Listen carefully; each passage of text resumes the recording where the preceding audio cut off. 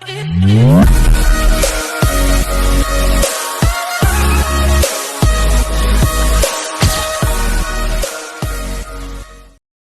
1000 like for next episode. अगर आप लोगों का कोई भी क्वेश्चन पूछना है स्टोरी से रिलेटेड तो आप सभी मेरे टेलीग्राम चैनल को ज्वाइन कर लो, लिंक डिस्क्रिप्शन में है और कमेंट बॉक्स में पिन भी है, वह से आप लोग ज्वाइन कर सकते हैं। कैप्शन बाव पॉकेट नॉवल रीडर। जब 181 क्या तुम्हें लगता है कि यह नाइट कभी सुसाइड करेगा? प्रश्नवाचक चिन्ह उद्धरण चिन्ह। वही उसकी बात को सुनकर एक पल के लिए अनुज हैरान हो जाता है, पर दूसरे ही पर उसके चेहरे पर एक अजीब मुस्कुराहट आ जाती है। वह बड़ी अजीब तरह से मुस्कुराते हुए, मुझे लगा ही था कि तुम सब कुछ समझ गए होंगे। तो क्या सोचा है, कल का आखिरी दिन है और मैं चाहता हूं कि कल के दिन में सब कुछ खत्म हो जाए, पर उससे पहले मुझे ये जानना है कि मेरे चाचा का वीडियो तुम्हारे पास कैसे आ गया, जिसके लिए मैं इतना सब कुछ किया पर फिर भी वह मुझे नहीं मिला और तुमने वही मुझे गिफ्ट में दिया। तो तुम्हें सब कुछ मेरे बारे में पता है, तो ये भी पता होगा कि मेरे चाचा को किसने मारा है।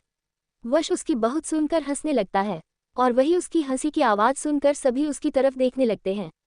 तो वश राहत की तरफ देखकर पहले तो अपने हाथ ऊपर की ओर करता है, फिर उन दोनों हाथों को अपने कान पर रखकर उसे एक आंख मार देता है, जिसे राहत अपनी नज़र दूसरी तरफ कर लेती है। वही उसे ऐसे हंसते हुए देखकर अनुज भी हैरान हो जाता है। वह हैरानी से उसे देख रहा था। वही वश बड़ी अजीब तरह से मुस्कुराते हुए, मुझे लगा था कि तुम्हें सब कुछ पता ही होगा, पर सच में तुम इतने बेवकूफ़ हो। इन आंखों को देखकर तुम्हें कुछ भी पता नहीं चला। तुम्हें माफिया किसने बनाया? चलो कोई नहीं, गधों के साथ मेरा मिलना जुलना होता है। सारे सोने जाने के बाद हम दोनों एक जगह पर मिल जाते हैं, एक ही बार सारी दुश्मनी खत्म कर देते हैं, क्योंकि मेरे पास बिल्कुल भी वक्त नहीं है।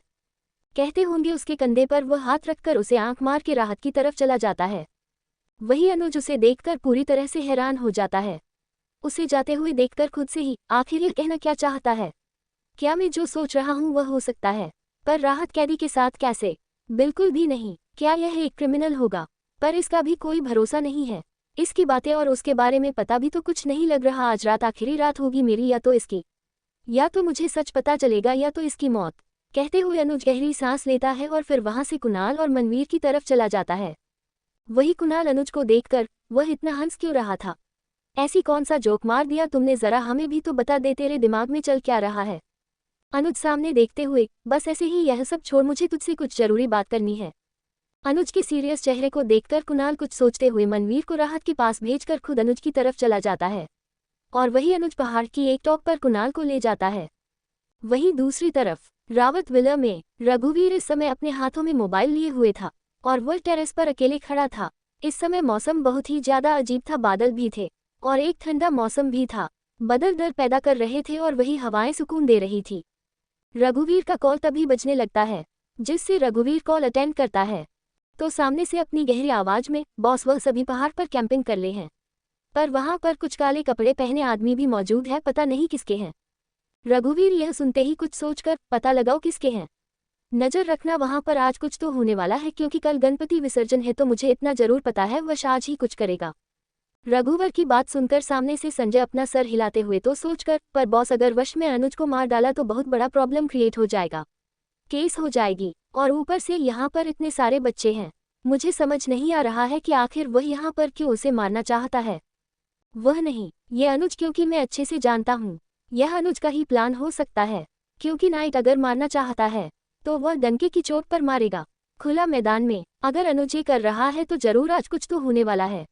देखते हैं, याद रखना वीडियो बनना चाहिए उसका, क्योंकि मुझे राहत को उससे अलग करना है। कहते कहते वह शांत हो जाता है। तो संजय कुछ सोचते हुए, जेल से हमने इन्फॉर्मेशन निकली थी तो पता चला है कि कोई प्रधान जेलर है, उसके साथ वश कोई दुश्मनी है। हमारे एक आदमी है प्रभु, उसका भाई जेल में था और वह भी इस वक्त था जिस वक्त वश मौजूद था। उसने हमें इन्फॉर्मेशन दिए थे कि प्रधान को वश ने पैरालाइज किया हुआ था। कहते कहते शांत हो जाता है। वही संजय की बात सुनकर रघुवीर हैरानी के साथ, पर आखिर प्रधान के साथ इसकी क्या दुश्मनी है, ये पता लगाओ। और वह कब तक जेल में था, और जितने दिन भी वह जेल में था इतने दिन वश क्या क्या करता था, इसके बारे में कुछ पता चला? संजय एक गहरी सांस अपना सरना में हिलाते हुए, उसे इतना तो कुछ पता नहीं है। वह शायद से कुछ छुपा रहा है, या डर की वजह से वह कुछ कह नहीं रहा है, क्योंकि उसने हमें बस प्रधान के बारे में बताया था। और हैरानी वाली बात यह है कि प्रधान के बारे में बताते वक्त उसकी आंखों में आग थी। मतलब प्रधान जो जेलर था, उसने जरूर कुछ तो किया था, जिसकी वजह से सारे कैदी उससे नफरत करते हैं। उसे मैंने नाई के बारे में पूछने की कोशिश की थी, पर उसने इस बारे में मुझे कुछ भी नहीं बताया था। यहाँ तक कि वह बेहोश हो गया था और ऐसा लग रहा है कि वही ये सब बताने की सिचुएशन में नहीं है। संजय की बात को सुनकर रघुवीर कुछ सोचते हुए, प्रभु से बात करो, देखो कि वह कुछ बताता है कि नहीं। पर तुम्हें जो काम दिया है वो करो, बाकी मैं खुद हैंडल कर लूंगा। कहते कहते रघुवीर कॉल कट कर देता है। वही संजय जो जंगलों के बीच में था, वह खुद से ही, आखिर बॉस नाइट को दामाद क्यों नहीं बनना चाहते हैं। यहाँ पर इतनी सारी लोग हैं जो उसे दामाद बनने पर तुले हुए हैं, और एक मेरा बॉस है जिसके पास खुद पावर चल कर आई है, पर फिर भी वह उसे पावर को लात मार रहा है। हे भगवान, समझ नहीं आ रहा है मेरा क्या होगा। मुझे तो पूरी तरह से यहाँ पर बैठा दिया है, जंगल में मच्छर काटने तक बैठता रहूं, और पता नहीं ये नाइट कब समझ को मारेगा। समझ नहीं आ रहा है दुख क्यों नहीं महसूस हो रहा है। आखिर उनके दोस्त का बेटा है और यहाँ पर उन्हें पता है कि उसे मारने वाला है उनका दामाद, फिर भी नहीं बचा रहा है। यह इंसान ना सच में मैडम के सामने ही मासूम है, बाकी तो शैतान को पीछे करें। और देखो, भगवान ने दामाद भी इसे बड़ा वाला शैतान दे दिया। कहते कहते संजय गहरी सांस लेता है और वही झाड़ियां के बीच चलने लगता है। उसे आग दिखने लगती है तो उसे समझ में देर नहीं लगती कि यहाँ पर ही सारे लोग रुके हुए थे, तो अपने आदमियों को पीछे की ओर इशारा करके वही खड़ा रहने का कह देता है, जिससे कोई भी वहां पर नहीं जाता। वही रात का वक्त हो चुका था और 12 बजे बज चुके थे। संजय अपनी आंखें बंद किया ही हुए था कि तभी उसका आदमी उसके कंधे पर हाथ रख देता है, जिससे वह उसे हैरानी से देखने लग जाता है।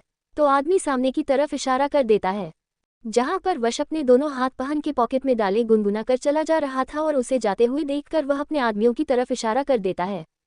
इसके आदमी उसका इशारा समझ जाते हैं और वही उसके पीछे पीछे चलने जाते हैं। वही संजय के आदमी वहां तक जा ही रहे थे कि अचानक वह देखते हैं वश कहीं गायब सा हो चुका है। ये देखकर वह अपने आदमियों की तरफ देखकर, आखिर यह गया कहाँ, ढूंढो इससे, अगर यह ना मिला ना तो हमारा बॉस हमें कच्चा चबा जाएगा, हमारे हड्डी तक हमारे घर वालों को नसीब नहीं होगी जो जल्दी से। कहते कहते संजय वहां से जाने लगता है। संजय एक रास्ते से जा रहा था, तभी एक झाड़ के पीछे से वश बाहर निकलता है। वह अपने होठों के बीच में सिगरेट को रखकर उसे जलते हुए अपनी गर्दन तिरछी करके संजय की पीठ को देखकर बड़ी अजीब तरह से मुस्कुराकर, father in law not bad. आपको क्या लगता है आपका दामाद बेवकूफ है? समझ नहीं आ रहा है लोगों ने नाइट कुछ समझ क्या रखा है। पता होना चाहिए कि उसे हर एक खबर रहती है, पर फिर भी चालाकियां करने लगते हैं मुझे से। अब इस जंगल में घूमते रहो और ढूंढते रहो मुझे, तब तक मैं अपना काम कर देता हूँ। कहकर वह सिगरेट को अपने होठों के बीच से निकालकर उसके दुबे को ऊपर कर उड़कर मुस्कुराते हुए गुनगुना कर वहां से चला जाता है। वही सभी उसे ढूंढने में लग जाते हैं, पर किसी को भी वश नहीं मिलता है। वही एक बड़ी सी पहाड़ की चोटी के ऊपर वश खड़ा था। इस समय उसने दोनों हाथ पहन के पॉकेट में डाले हुए थे और सामने का नजारा देख रहा था। 12 बज चुके थे, इसी वजह से जंगली भेड़ियों की रोने की आवाज़ सुनाई देती है। हर तरफ सिर्फ शांति थी और उन जंगली भेड़ियों की रोने की आवाज़ में सुनाई दे रही थी। आसमां पूरी तरह से काले बादलों से भरा पड़ा था, जिसका मतलब साफ था कि बारिश कभी भी हो सकती है। हवाओं ने पूरी तरह से अपना रुख मोड़ दिया था, जैसे वहां पर अब तूफान नहीं आने वाला है। वही पीछे खड़ा अनुज जब उसे ऐसे खड़े होते हुए देखा करता है तो मुस्कुरा कर, मुझे लगा कि तुम मेरा इंतजार करोगे, पर इतनी जल्दी मौत को दावत दे रहे हो, ये तो अच्छी बात नहीं है। मरना है तो मेरे हाथ से मारो, क्यों सुसाइड कर रहे हो? कहते कहते अनुज मुस्कुराने लगता है। वही अनुज की बात पर वश उसकी तरफ देखते हुए अपनी गर्दन तिरछी करके, क्या तुम्हें लगता है कि यह नाइट कभी सुसाइड करेगा? कहते हुए बहुत जोर जोर से हंसने लगता है। वही उसकी बात सुनकर अनुज और अनुज के साथ आए हुए आदमी सभी डरने लगते हैं। वही अनुज हैरानी के साथ उसे देखकर, क्या तुम और नाइट मजाक बहुत अच्छी तरह से कर लेते हो? तुम्हें क्या लगता है तुम मुझे ये कहोगे और मैं तुम्हें छोड़ दूंगा? कैप्शन बा ऑफ पॉकेट नॉवल रीडर। जब 182 द डेंजरस डेथ और उन जंगली भेड़ियों की रोने की आवाज में सुनाई दे रही थी। आसमां पूरी तरह से काले बादलों से भरा पड़ा था, जिसका मतलब साफ था कि बारिश कभी भी हो सकती है। हवाओं ने पूरी तरह से अपना रुख मोड़ दिया था, जैसे वहां पर अब तूफान नहीं आने वाला है। वही पीछे खड़ा अनुज जब उसे ऐसे खड़े होते हुए देखा करता है तो मुस्कुरा कर, मुझे लगा कि तुम मेरा इंतजार करोगे, पर इतनी जल्दी मौत को दावत दे रहे हो, ये तो अच्छी बात नहीं है। मरना है तो मेरे हाथ से मारो, क्यों सुसाइड कर रहे हो? कहते कहते अनुज मुस्कुराने लगता है। वही अनुज की बात पर वश उसकी तरफ देखते हुए अपनी गर्दन तिरछी करके, क्या तुम्हें लगता है कि यह नाइट कभी सुसाइड करेगा? कहते हुए बहुत जोर जोर से हंसने लगता है।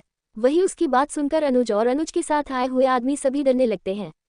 वही अनुज हैरानी के साथ उसे देखकर, क्या तुम और नाइट विस्मयादिबोधक चिन्ह, मजाक बहुत अच्छी तरह से कर लेते हो, तुम्हें क्या लगता है तुम मुझे ये कहोगे और मैं तुम्हें छोड़ दूंगा? वश अपनी गर्दन में हिलाते हुए, बिल्कुल भी नहीं। मैंने कब कहा तुम मुझे छोड़ो? चलो बातें बहुत हो गई, जल्दी से काम खत्म करके कल गणपति विसर्जन करके मुझे मुंबई निकालना है। चलो एक एक आ रहे हो या सभी एक साथ आ रहे हो? कहते हुए एक पल रुकता है, फिर कुछ सोचकर अपने चेहरे पर एक तिरछी मुस्कुराहट लाकर, एक काम करो सब एक साथ आ जाओ क्योंकि मैं अपनी कैंडी को वेट करना बिल्कुल भी नहीं चाहता। अगर वह जाग गए तो बहुत परेशान हो जाएगी ना। कहते हुए उन आदमियों की तरह बनने लगता है। तो वही अनुज चिल्लाते हुए अपने आदमियों की तरफ देखकर, देखो क्या रहे हो? इस मारो, इतना मारो कि इसके अंदर मुझे मौत का डर नजर आना चाहिए। मौत के लिए भीख मांगने लगे, ऐसी हालत कर दो। ये सुनकर वह सभी आदमी अपना सर हिला देते हैं और वश की तरफ चले जाते हैं। वहीं उन सभी को ऐसे देखकर वह मुस्कुराने लगता है। एक एक करके सारे आदमी उसके पास आने लगते हैं, जिसे देखकर वह अपने चेहरे पर बड़ी अजीब तरह से मुस्कुराकर, आज फिर से यह नाइट खून से रंगेगा। समझ नहीं आ रहा है आखिर क्यों लोगों को मेरे हाथ की मौत पसंद है। चलो मेरे नरक में जाने वाले हो तो मैं ही मौत दूंगा ना। कहते हुए वह एक एक करके सभी को मरने लगता है। वह मरकम उनकी हड्डियां ज्यादा तोड़ रहा था, यहाँ तक कि उनके हाथ को उनके शरीर से अलग कर रहा था। एक का तो उसने सर को पकड़कर उसके धड़ से अलग किया था। तब उसके चेहरे पर सारे खून की बूंदें आने लगी थी। उसके चेहरे पर उन बूंद को अपने चेहरे पर महसूस करके अजीब सी मुस्कुराहट आने लगती है। वही ये देखकर अनुज के पैर कांपने लगते हैं, क्योंकि इस समय वश बहुत ज्यादा खतरनाक लग रहा था। और जिन जिन आदमियों को उसने भेजा था वह आदमी कोई नॉर्मल तो बिल्कुल नहीं थे। वह उसे 2 गुना ज्यादा हेडकटे करते थे, पर अब ऐसा लग रहा था उन 10 आदमियों पर अकेला वश भारी पड़ रहा था। बारिश भी आ गई थी और बारिश आने की वजह से वश पूरी तरह से उसे खून में नहला रहा था। वैसे वैसे खून उसके चेहरे से होकर उसके कपड़ों से नीचे जमीन पर जा रहा था। वहीं अगर यह कोई नॉर्मल इंसान देख ले तो वह हार्ट अटैक से ही मर जाएगा, क्योंकि वहां का माहौल पूरी तरह से भयानक हो चुका था। हर तरफ हर किसी की हड्डियां, उनके धड़ से अलग किए हुए सर, यहाँ तक कि कोई कोई दर्द के मारे मौत की भीख मांग रहा था। तभी वहां पर ब्लैक कपड़े पहने आदमी आ जाते हैं, जिन्हें देखकर अनुज हैरान हो जाता है। तो वश अपनी गर्दन तिरछी करके, गद्दा खोदो कहते कहते वह मुस्कुराने लगता है और फिर अनुज की तरह बढ़ते हुए, क्या हुआ तुम डर गए? अभी तो तुम्हें सब कुछ जानना है। तुम्हें ये पता लगाना है ना कि तुम्हारे चाचा मतलब सरकार को किसने मारा। तो सुनो, मैंने मारा। मेरे इन हाथों ने उसकी आंखों को निकाला थी। तुम्हें पता है क्यों? क्योंकि मुझे नीली आंखें से बहुत नफरत है। मुझे बिल्कुल भी वो पसंद नहीं है, तो मैंने उन्हें निकाल दी। पर डॉन तीवरी तुम्हारी धीरे धीरे करके निकलेगा, क्योंकि तुम्हारी आंखें तो ग्रीन है और मुझे ग्रीन आंखें बिल्कुल भी पसंद नहीं है। ये सुनकर अनुज के पैरों तले जमीन खिसक जाती है। वह लड़खड़ाती कदमों से, तो इसका मतलब तुम राहत की भी? विस्मयादिबोधक चिन्ह, उद्धरण चिन्ह। वह इतना ही कहा पाया कि वश उसकी गर्दन को पकड़कर तिरछी करके अपने पॉकेट से छोटा सा खंजर को निकालकर उसके कंधे में डालते हुए, नू अगर उसे कुछ हो गया तो मेरा क्या होगा? तुम्हें पता है ब्लू आइज का मुझे एडिक्शन था, जिसे मेरी कैंडी ने खत्म कर दिया, और नया एडिक्शन मुझे उसने दे दिया। वह है लोगों को मारना। जो जो मेरे कैंडी पर नजर डालेगा उन सभी को मैं मारता जाऊंगा। पता है मेरे हाथ कितने रंग है खून से, सिर्फ और सिर्फ मेरी कैंडी के लिए। पर मुझे बिल्कुल भी बुरा नहीं लगता, बल्कि मुझे तो बहुत ज्यादा सुकून मिलता है। आज भी तो मुझे सुकून मिल रहा है। कहते हुए वह अनुज की तरफ देखा है, तो अनुज उसे खुद से दूर करने लगता है, जिसे वश उसके है एक हाथ को पकड़कर उसकी हड्डी को तोड़ देता है और उसे वही जमीन पर फेंककर उसके सर पर जोर से पर मार देता है, जिससे अनुज के मुंह से खून आने लगता है। उसे ऐसा लग रहा था कि उसका सर अभी फटा जाने वाले हैं। वही वश अनुज के बालों को पकड़कर उसे खींचते हुए उसे गड्ढे के सामने करके कर, देख रहे हो ये सब कुछ तुम्हारी वजह से हो रहा है। मैं नहीं चाहता था, मुझे बिल्कुल भी किसी को मारना पसंद नहीं है, पर तुम्हारी वजह से मुझे इन सभी को मारना पड़ा। अब तुम भी इनके साथ जाओगे, पर तुम्हें बहुत अलग मौत मिलेगी, क्योंकि तुम्हारी इन आंखों ने मेरी कैंडी को बहुत गंदी नजरों से देखा है। कहते हुए वह उसके चेहरे को ऊपर करके उसकी आंखों में देखा है, तो अनुज डर के मारे कांपने लगता है। इस समय वह करने के लिए जैसे ही अपना हाथ बढ़ाने वाला था, वैसे ही वश एक झटके में अपने हाथों में पड़े हुए खंजर से उसका हाथ काट देता है। वह सीधा वार करता है, जिसकी वजह से अनुज का कंधा एक ही झटके में उससे अलग हो जाता है, जिससे अनुज दर्द के मारे चिल्लाने लगता है। वह अपनी आंखों को बड़ा बड़ा करके दर्द से भिलकने लगाता है, जिसे देखकर वश बड़ी मासूमियत से अपने कान पर हाथ रखकर, कितना चिल्लाओगे, मेरे कान दर्द करने लगे हैं, कहते हुए एक ही झटके में उसकी आंखों में उसे खंजर को डाल देता है और बिना देर किया उसकी आंखों को निकालकर वैसे ही उसे जमीन पर दर्द के मारे चिल्लाने के लिए छोड़ देता है। और वही साइड में बैठकर बड़ी मासूमियत से उन आंखों को देखकर, मैं तुम्हें मारना तो बिल्कुल नहीं चाहता था, अच्छे साले बनते तो ये सब आज ही नहीं होता। तुम्हें पता है मैं बिल्कुल भी बर्दाश्त नहीं कर पाता कि कोई भी मेरी कैंडी को टच करे या उसे गंदी आंखों से देखे। पर फिर भी मैं खुद को कंट्रोल करता हूँ। नहीं किसी को मारो, पर तुमने देखा, मुझे मजबूर कर दिया इस सब के लिए। तुम्हारी आंखें, इन्होंने तो बहुत बड़ी गलती कर दी, मेरी कैंडी के साथ सपने सजाने की। कहते हुए वह मुंह बनाने लगता है और बड़ी मासूमियत से अनुज को देखा है, जो दर्द के मारे चिल्लाए जा रहा था, पर वहां पर उसकी मदद करने के लिए कोई भी नहीं था। वही वश के जितने भी आदमी आए थे, वह सभी यह नज़ारा देखकर डर गए थे। उन सभी के हाथ भी डर के हमारे कांपने लगे थे। वह सामने अपने बॉस को देखा है, जो बिना किसी एक्सप्रेशन के साथ ऐसा बैठा था, जैसे उसने तो कुछ किया ही नहीं है। वो बस एक मासूम सा बच्चा है, जो सामने खिलौने को देख रहा है। उन्हें समझ नहीं आ रहा था कि कोई शख्स कैसे इस सिचुएशन में ऐसे बैठ सकता हूँ। वह सभी एक दूसरे को देख रहे थे, फिर फटाफट अपना काम करने में लग जाते हैं। वह नहीं चाहते थे कि उनके साथ कुछ ऐसा हो।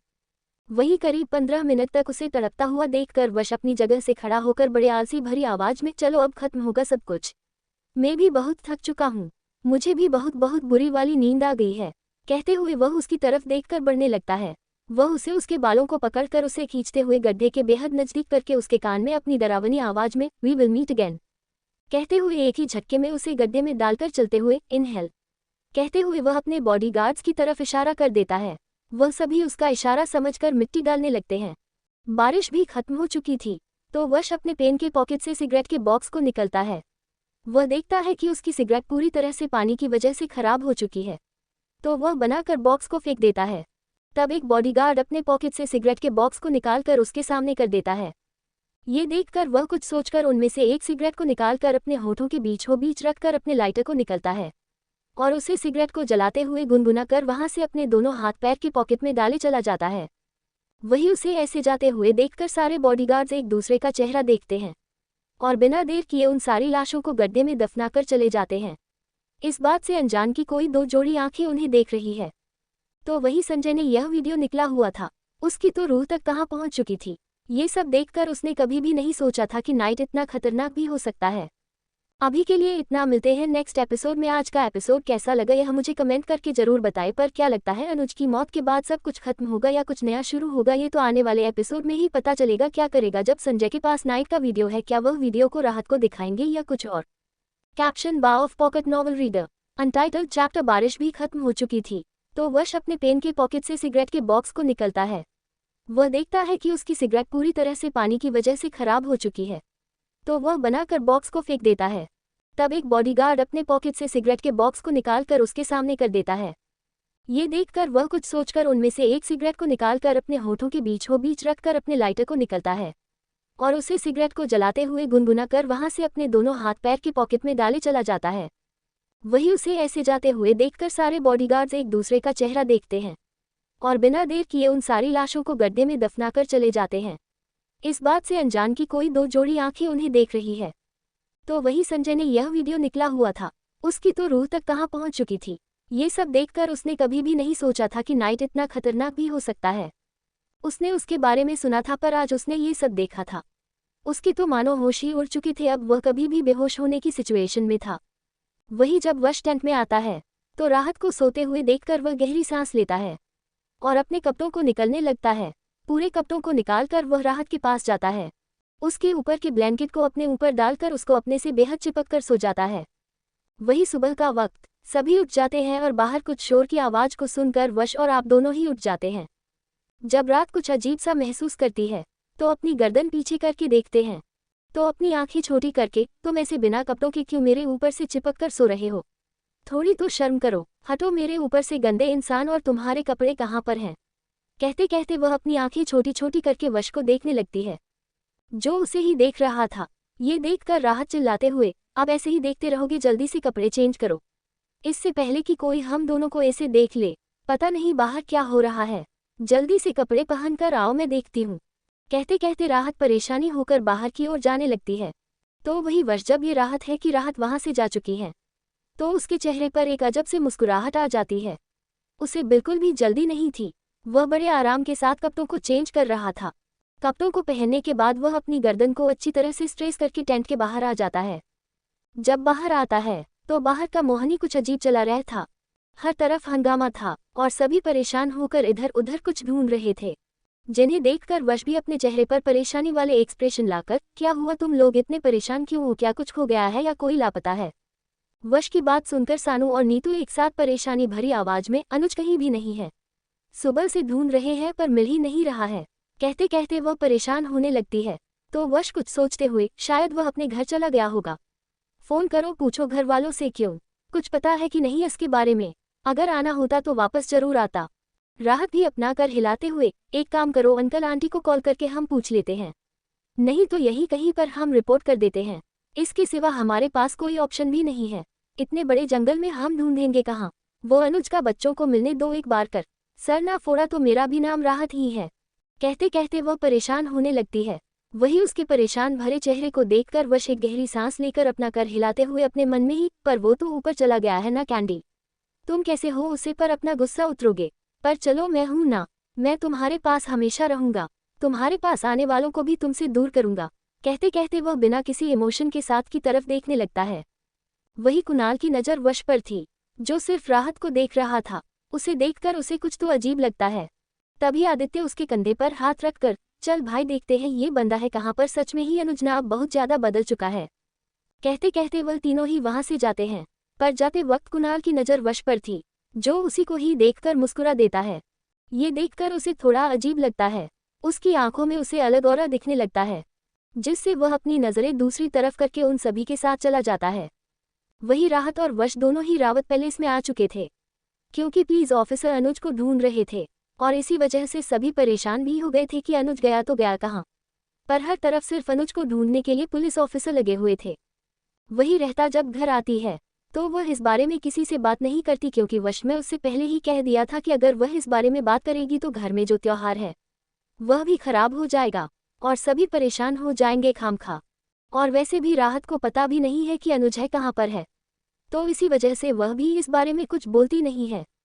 वही वह दोनों जब घर आते हैं तो रघुवीर के चेहरे पर एक चमक दिख रही थी, उसके चेहरे पर एक मुस्कुराहट थी। वही राहत प्रगति से मिलने के लिए चली जाती है और वश वहां से जाने ही वाला था कि रघुवीर उसे देखकर अपने एक के ऊपर दूसरा पर डाले बड़ी सी मुस्कुराहट लिए, तो कैसी रही कल की नाइट।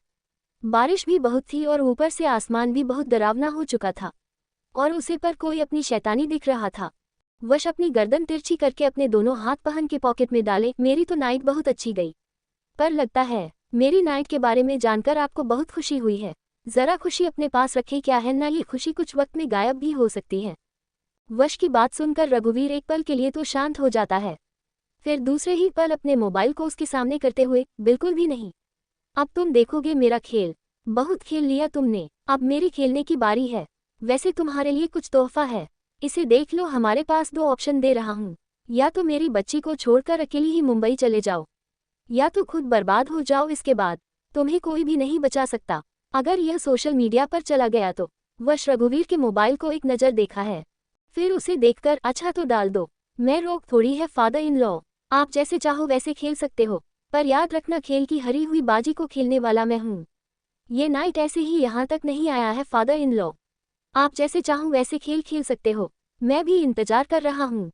कहते हुए वह जाने वाला था कि रघुवीर उसे देखकर, तुम्हें डर नहीं लग रहा है कि मैं ये सब सोशल मीडिया पर डाल लिया तो तुम्हारा क्या होगा, बर्बाद हो जाओगे और सबको तुम्हारी असलियत पता चलेगी।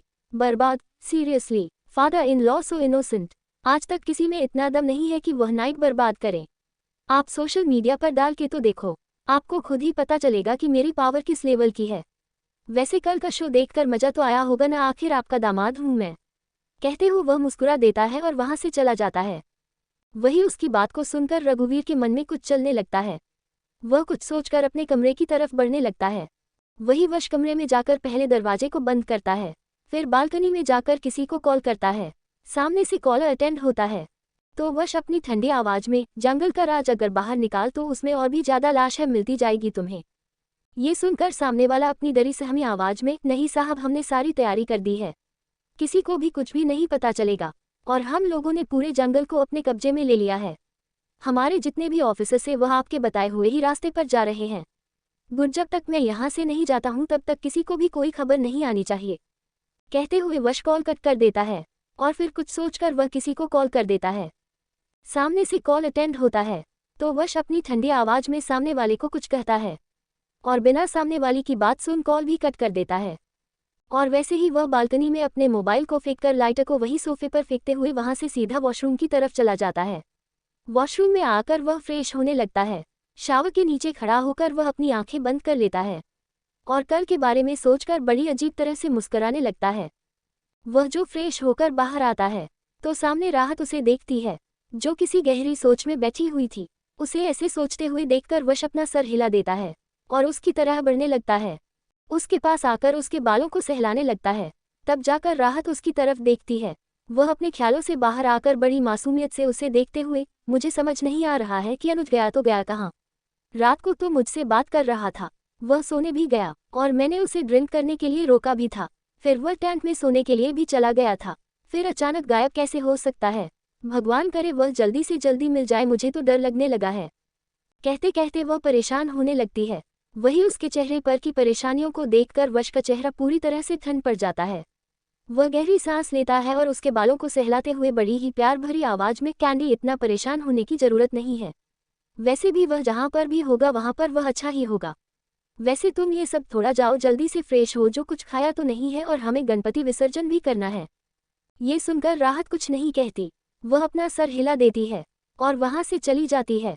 वही उसी से जाते हुए और परेशान भरे चेहरे को याद करके वश का चेहरा पूरी तरह से ठंड पड़ जाता है। वह अपनी ठंडी आवाज में, बस कुछ वक्त उसके बाद तुम्हारी सारी परेशानियां दूर होने वाली है। मुझे उसे तुम्हारे सामने मारना चाहिए था कैंडी, तब जाकर तुम उसके लिए परेशान नहीं होते। अब अफसोस होने लगा है, पर अगर मैंने उसे तुम्हारे सामने मर भी होता तो शायद तुम मुझसे डर जाती और मुझसे दूर चली जाती, और ये तो मैं होने नहीं दे सकता। चलो परेशान थोड़े वक्त के लिए ही हो जाओ, आज रात तुम्हारी सारी परेशानी मैं दूर कर दूंगा। अभी के लिए इतना, मिलते हैं नेक्स्ट एपिसोड में। आज का एपिसोड कैसा लगा यह मुझे कमेंट करके जरूर बताएं। पर क्या लगता है क्या करेगा रघुवीर और आज की रात क्या करने वाला है वह शीतु आने वाले चैप्टर में ही पता चलेगा। और मिलते हैं नेक्स्ट एपिसोड में। कैप्शन बाफ पॉकेट नॉवल रीडर। जब 184 मैंने तुम्हें अपने कैद में कर लिया है, कैंडी इतना परेशान होने की जरूरत नहीं है। वैसे भी वह जहाँ पर भी होगा वहाँ पर वह अच्छा ही होगा। वैसे तुम ये सब थोड़ा जाओ, जल्दी से फ्रेश हो, जो कुछ खाया तो नहीं है और हमें गणपति विसर्जन भी करना है। ये सुनकर राहत कुछ नहीं कहती, वह अपना सर हिला देती है और वहां से चली जाती है। वही उसी से जाते हुए और परेशान भरे चेहरे को याद करके वश का चेहरा पूरी तरह से ठंड पड़ जाता है। वह अपनी ठंडी आवाज में, बस कुछ वक्त उसके बाद तुम्हारी सारी परेशानियां दूर होने वाली है। मुझे उसे तुम्हारे सामने मारना चाहिए था कैंडी, तब जाकर तुम उसके लिए परेशान नहीं होते। अब अफसोस होने लगा है, पर अगर मैंने उसे तुम्हारे सामने मर भी होता तो शायद तुम मुझसे डर जाती और मुझसे दूर चली जाती, और ये तो मैं होने नहीं दे सकता। चलो परेशान थोड़े वक्त के लिए ही हो जाओ, आज रात तुम्हारी सारी परेशानी मैं दूर कर दूंगा। कहते कहते वह बड़ी अजीब तरह से मुस्कुराने लगता है। उसकी मुस्कुराहट हद से ज्यादा खतरनाक लग रही थी। वह मुस्कुराते हुए गुनगुनाने लगता है, सिर्फ सोचकर कब्र की तरफ बढ़ने लगता है। वहीं दूसरी तरफ संयम इस समय महेश्वरी एंटरप्राइजेस चेयरमैन की कैबिन में बैठा हुआ था। इस समय उसके चेहरे पर कोई भी इमोशंस नहीं थे। सामने बैठा हुआ था केविन, उसके भी चेहरे पर कोई भी इमोशंस नहीं थे। वह दोनों भाई समय एक जैसे ही लग रहे थे। संयम केविन की तरफ देखकर, कुछ पता चला कि मोना को किसने मारा है? पापा तो कुछ बात नहीं रहे हैं। कहते कहते संयम शांत हो जाता है। वही संयम की बात को सुनकर केविन अपना सरना में हिलाते हुए, भाई जितने भी आदमी लगाए थे उनके हाथों में कुछ भी नहीं आ रहा है। यहाँ तक कि भाई पता चला है कि पापा का एक बिजनेस है, उसे पर बीच में कुछ हमला किया था जिसके बारे में आपको भी पता है। उसे कोठी में जितनी भी लड़कियां थी उन्हें वापस लाया गया है, पर समझ नहीं आ रहा है कि आखिर पापा ये सब कर क्यों रहे हैं। उनके पास इतना सारा बिजनेस है, हम दोनों हैं, फिर भी क्या जरूरत है? पैसे का लालच अगर इंसान के सर पर चढ़ने लगा ना तो इंसान अंधा हो जाता। केविन और पापा भी उसी में से एक है, अब उन्हें कोई भी नहीं रोक सकता। कहते कहते वह शांत हो जाता है तो केविन अपना सर हिलाते हुए, छोटे के बारे में कुछ पता चला है? कहाँ पर है? मुझे उसके साथ बात करनी है। कितने साल हो गए हम भाई एक साथ कभी बैठी नहीं है।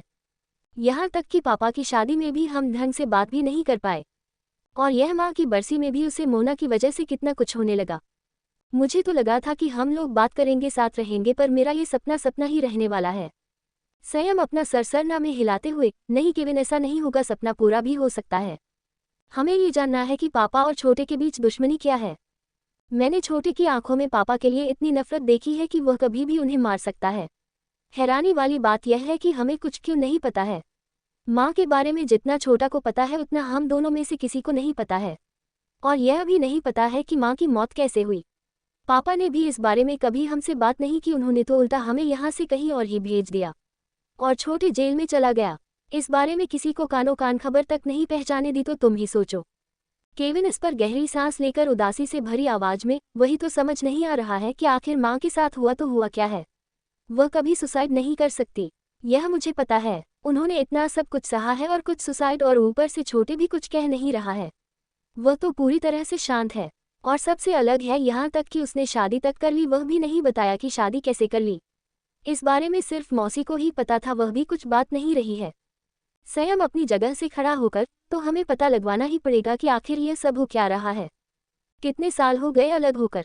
अब सोच रहा हूँ एक बार छोटा आ जाए तो एक फैमिली डिनर रख दूँ जिसमें हम तीनों भाई होंगे, क्योंकि अगर पापा को बुलाया तो जरूर छोटे नहीं आएगा। एक बात मुझे तुमसे कहनी थी राहत, तुम्हें तो पता है छोटे की वाइफ, वह मुझे बता रही थी कि छोटे के पूरे शरीर पर निशान है मारने के। इस बारे में उसे भी नहीं पता है, या तक कि उसे छोटे के बारे में कुछ नहीं पता है। और छोटे की आंखों में मैंने उसके लिए एक जुनून, पागलपन, सब कुछ देखा है। और उससे अलग कुछ और था। तुम्हें याद है वह प्लेग्राउंड के दिन? उसी दिन मैंने उसकी आंखों में कुछ तो अजीब देखा था। कहते कहते संयम शांत हो जाता है। वही संयम की यह बात सुनकर एक पल के लिए तो केविन हैरान हो जाता है, पर दूसरे ही पल मुझे नहीं लगता कि भाई छोटे हमारे साथ डिनर करेगा। यहाँ तक कि वह हमारे से अच्छे से बात तक नहीं करता है। तो आपको लगता है कि वह हमारे साथ डिनर करेगा? अगर उसकी बीवी उसे बोलने लगी तो उसे मैं हमारी फैमिली के बारे में बताऊंगा। उसे बताऊंगा कि कितनी टूटी हुई है। और मैं इतना जरूर कह सकता हूँ कि उसे भी एक फैमिली चाहिए होगी। उसके चेहरे से ही पता लग रहा है वह कितनी ज़्यादा मासूम है। अगर छोटे हमारे साथ डिनर करने आ जाए तो इससे अच्छा मौका हम दोनों के लिए नहीं है, ये जानने के लिए कि माँ के साथ हुआ क्या, और वह क्यों ये सब कर रहा है, क्यों सबसे अलग है, और जेल में क्यों गया था, क्या सच में उसने किसी को मारा है। कहते कहते वह शांत हो जाता है, पर केविन की तरफ देखने लगता है। उसके चेहरे पर भी बहुत सारे इमोशंस थे। वह कुछ सोचते हुए अपने पता लगवाया कि आखिर इतने सालों से छोटा था कहाँ पर, क्योंकि जहाँ तक मैं जानता हूँ वह 5 साल के बाद जेल से बाहर आया है। तो फिर उसके आगे उसने क्या किया जो खुद का अंपायर खड़ा कर दिया विदाउट एनी सपोर्ट। ये बात बहुत सोचने वाले हैं। मुझे ये तो पता था कि वह बचपन से ही जीनियस है, पर आज मान लिया उसे मैंने। संयम केविन की बात पर अपना सर हिलाते हुए मुस्कुराकर, इसी वजह से तो बचपन से ही पापा उसे बहुत अच्छी तरह से ट्रीट करते थे। पर तुम्हें याद है ना, जिस दिन पापा ने माँ को मारते हुए देखा था, उसी दिन उसने पापा के सर पर फ्लावर पॉट मार दिया था। इसी वक्त उन दोनों की नफरत शुरू हो गई थी। वह दिन इतना ज्यादा अलग था। 3 साल का था वह सिर्फ, और 3 साल की उम्र में ही उसने इतना बड़ा विस्मयादिबोधक चिन्ह, उद्धरण चिन्ह। कहते कहते वह शांत हो जाता है। वही उसकी बात को सुनकर केविन मुस्कुराते हुए, उसे वक्त सच में हर कोई हैरान हो चुका था, स्पेशली माँ। उनका चेहरा तुमने देखा कैसे था उसे वक्त, और वही छोटे उसके चेहरे पर तो मुस्कुराहट थी। एक पल के लिए उसे वक्त मुझे उसे देखकर बहुत ज्यादा डर लगा था, पर उसकी आंखों में माँ के लिए बहुत ज्यादा प्यार था। इसी वजह से छोटे माँ की बरसी और माँ के बर्थडे दोनों को ही बहुत अच्छी तरह से जानता था। कहते रहते हो शांत हो जाता है। वही संयम इस पर कुछ नहीं कहता। वह कुछ सोचते हुए केविन की तरफ देखकर, तुम शादी कब करने वाले हो? केविन अपना सर हिलाते हुए, एक बार धारा का ग्रेजुएशन कंप्लीट हो जाए उसके बाद मैं उससे शादी कर लूंगा। फिर आपने अपनी शादी के बारे में हमें नहीं बताया था। आप भी छोटे की तरह शादी को सीक्रेट रखना चाहते हैं। कहते हुए उसके चेहरे पर एक उदासी थी। तो संयम उसके कंधे पर हाथ रखकर, केविन तुम कोई छोटे बच्चे नहीं हो जिसे मेरी शादी के बारे में ऐसे सीक्रेट रखने का रीजन नहीं पता है। तुम अच्छे से जानते हो घर में क्या शुरू है, और ऊपर से पॉलिटिक्स में भी बहुत सारे खेल शुरू हैं, जिससे मुझे हैप्पी को जितना हो सके उतना दूर रखना पड़ेगा। हैप्पी की सिक्योरिटी का भी ध्यान रखना पड़ेगा, और वैसे भी उसे सभी से शादी छुपानी ही थी। इस पर केविन कुछ नहीं कहता है। वह कुछ सोचते हुए, जब हम हमारी शादी पब्लिकली अनाउंस करेंगे तो मैं चाहता हूं कि हम तीनों की ही शादी हम पब्लिकली एक ही साथ अनाउंस करें। संयम केविन की बात को बीच में रोकते हुए, 3 नहीं 4 कार्तिक भी हमारा भाई है, और वैसे भी उसकी जिम्मेदारी हमारी है। उसने बचपन से लेकर अब तक बहुत दर्द सहा है। तुम अच्छे से जानते हो उसके बारे में। रही बात शादी के अनाउंस करने की, तो जिस दिन मुझे सारा सच पता चलेगा उसे वक्त मैं सब कुछ सही करने के बाद ही सभी की शादी अनाउंस करूंगा, और वह ग्रैंड वेडिंग रखूंगा जो मैं रखना चाहता हूँ। कहते रहते हो शांत हो जाता है। वही उसकी इस बात को सुनकर केविन अपना सर हिला देता है। संयम भी वहां से चला जाता है। संयम के जाने के बाद केविन अपना काम करने में लग जाता है। तभी केविन का दरवाजा खुल जाता है और केविन की नज़र सामने चलती है। जिससे उसके चेहरे पर इतनी देर से उदासी थी वह मुस्कुराहट में बदल जाती है। वह मुस्कुराते हुए सामने धारा को देखने लगता है, जो उसे ही देखकर मुस्कुरा रही थी। वह उसके पास आते हुए, मुझे तो लगा इतने दिनों बाद तुम मुझे देखकर खुश होंगे, गले लगाओगे, पर यहाँ तो मैं देख रही हूँ तुम सिर्फ मुस्कुरा रहे हो। कहते कहते धारा उसके सामने खड़ी हो जाती है, तो केविन उसका हाथ पकड़कर उसे अपनी गोद में बैठा लेता है। वह उसकी कमर पर अपने हाथों की माला बनाते हुए अपने चेहरे पर एक मुस्कुराहट लिए, क्योंकि मैं नहीं चाहता था कि तुम्हें कोई प्रॉब्लम है। उसे इंसिडेंट के बाद तुमने तो मुझ पर ध्यान ही देना छोड़ दिया था। मुझे गुस्सा तो आ रहा था, पर सोचा तुम्हें थोड़ा दिन के लिए अकेले रहने दो, नहीं तो तुम बोलोगे कि मैंने तुम्हें अपने कैद में कर लिया है। अभी के लिखना मिलते हैं नेक्स्ट एपिसोड में। मुझे पता है आज का एपिसोड में हमारे दोनों कैरेक्टर का ज़्यादा नहीं था, पर यार यह कन्वर्सेशन बहुत इंपॉर्टेंट है, क्योंकि थोड़ा बहुत तो वश के बारे में जानना जरूरी है कि नहीं, उसके बचपन के बारे में। बाकी बचपन में कैसा था ये जानकर आपको कैसा महसूस हुआ, यह मुझे कमेंट करके जरूर बताएं। कैप्शन बा ऑफ पॉकेट नॉवल रीडर। वह मुस्कुराहट में बदल जाती है। वह मुस्कुराते हुए सामने धारा को देखने लगता है, जो उसे ही देखकर मुस्कुरा रही थी। वह उसके पास आते हुए, मुझे तो लगा इतने दिनों बाद तुम मुझे देखकर खुश होंगे, गले लगाओगे, पर यहाँ तो मैं देख रही हूँ तुम सिर्फ मुस्कुरा रहे हो। कहते कहते धारा उसके सामने खड़ी हो जाती है, तो केविन उसका हाथ पकड़कर उसे अपनी गोद में बैठा लेता है। वह उसकी कमर पर अपने हाथों की माला बनाते हुए अपने चेहरे पर एक मुस्कुराहट लिए, क्योंकि मैं नहीं चाहता था कि तुम्हें कोई प्रॉब्लम है। उसे इंसिडेंट के बाद तुमने तो मुझ पर ध्यान ही देना छोड़ दिया था। मुझे गुस्सा तो आ रहा था, पर सोचा तुम्हें थोड़ा दिन के लिए अकेले रहने दो, नहीं तो तुम बोलोगे कि मैंने तुम्हें अपने कैद में कर लिया है। कहते कहते केविन अपने दोनों हाथ अपने सर के पीछे करके धारा को देखने लगता है, जो उसकी गोद में बैठी हुई थी। वही धारा को केविन की बातें बातें कम और ताने ज्यादा लग रहा था। वह साफ साफ केविन के चेहरे पर थोड़ा सा गुस्सा और नाराज भी देख सकती थी। तो धारा भी गहरी सांस लेकर उसकी गोद से उठ खड़ी ही होने वाली थी कि तभी उसके कमर को अपने एक हाथ से पकड़कर उसकी तरफ देखकर अपनी ठंडी आवाज में, डोंट मूव। केविन की ठंडी आवाज सुनकर धारा एक पल के लिए तो अपनी जगह पर ही ब्लैक हो जाती है। फिर एक गहरी सांस लेकर वैसे ही उसकी जगह पर बैठते हुए, मुझे ऐसा क्यों लग रहा है मेरा पहला वाला केविन पूरी तरह से बदल चुका है, और अब हमारे बीच पहले वाले मोमेंट्स भी नहीं रहते हैं, जहाँ प्यार हैप्पीनेस हर वक्त कुछ ना कुछ बातें। नहीं, तुम ही कभी मुझ पर गुस्सा करते थे, पर आज ऐसा लग रहा है कि जब से तुम कॉलेज लाइफ को छोड़कर बिजनेस इंडस्ट्री में आए हो ना, तब से तुम बहुत ही ज़्यादा अलग बिहेवियर करने लगे हो।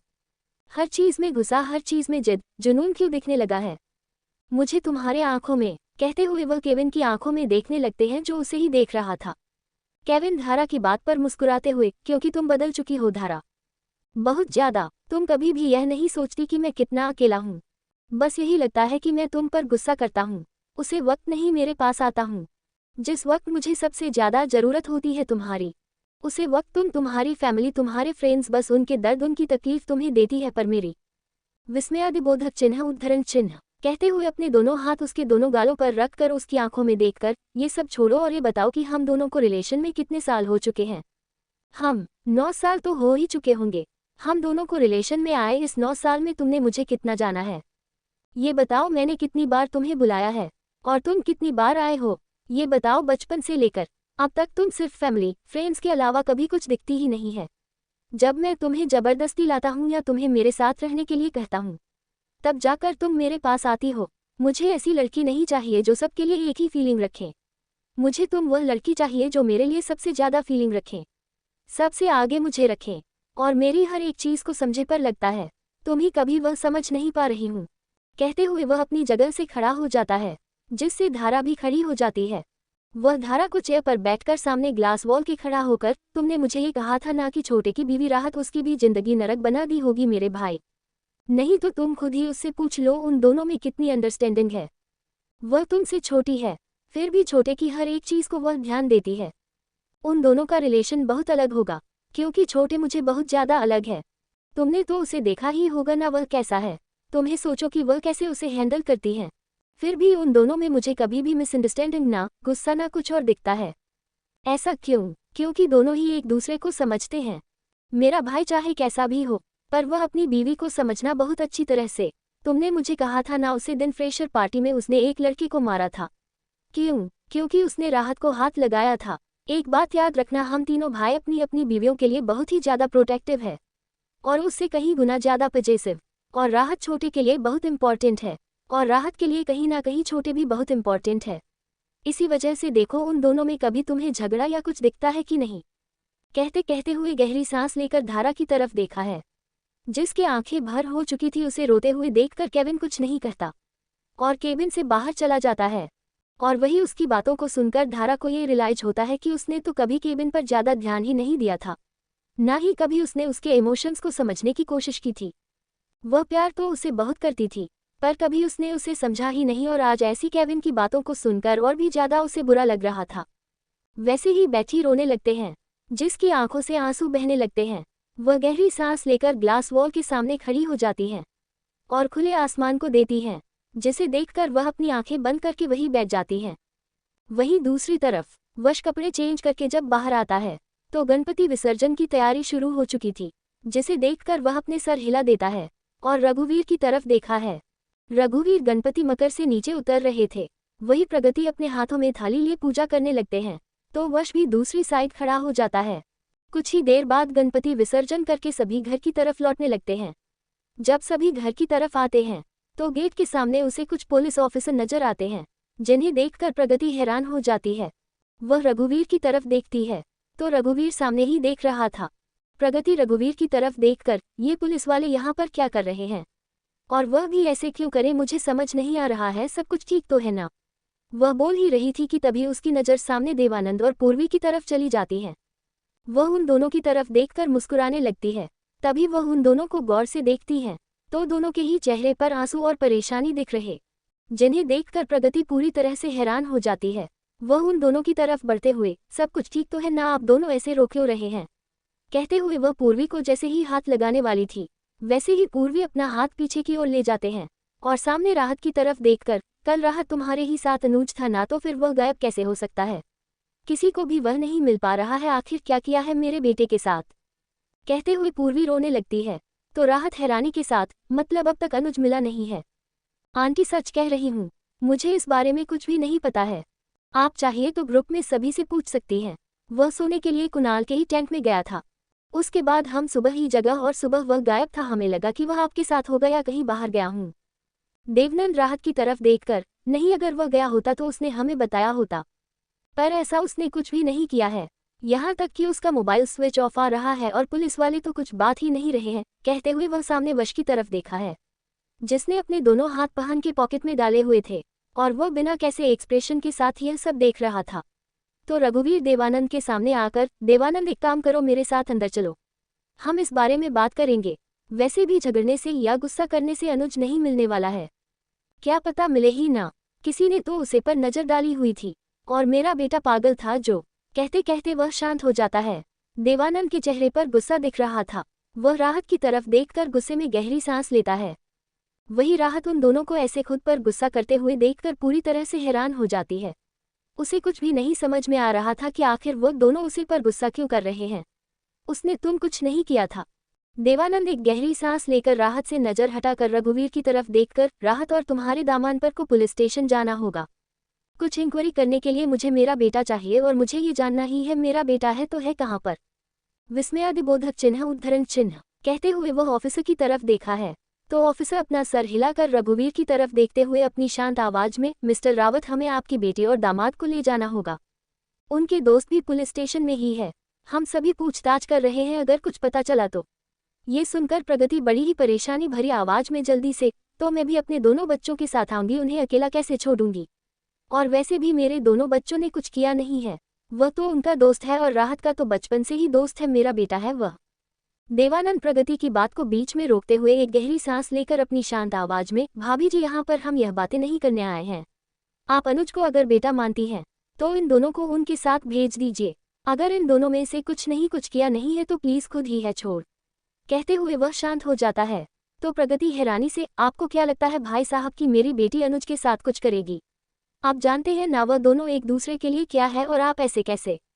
अभी के लिए इतना, मिलते हैं नेक्स्ट एपिसोड में। आज का एपिसोड कैसा लगा यह मुझे कमेंट करके जरूर बताएं। क्या लगता है क्या होगा कल के एपिसोड में, क्या देवानंद अनुज के बारे में पता करेगा, क्या उसे अनुज की डेड बॉडी मिलेगी या वह वश की सच्चाई जान पाएगा, ये तो आने वाले एपिसोड में ही पता चलेगा। रुको सभी लोग, कहीं जाओ मत, ये तक स्टोरी सुन लिए हो तो एक प्यारा सा कॉमेंट कर दो और लाइक शेयर सब्सक्राइब भी कर दीजिए। आप लोग आगे की स्टोरी नेक्स्ट पार्ट में, तब तक के लिए बाय, टेक केयर।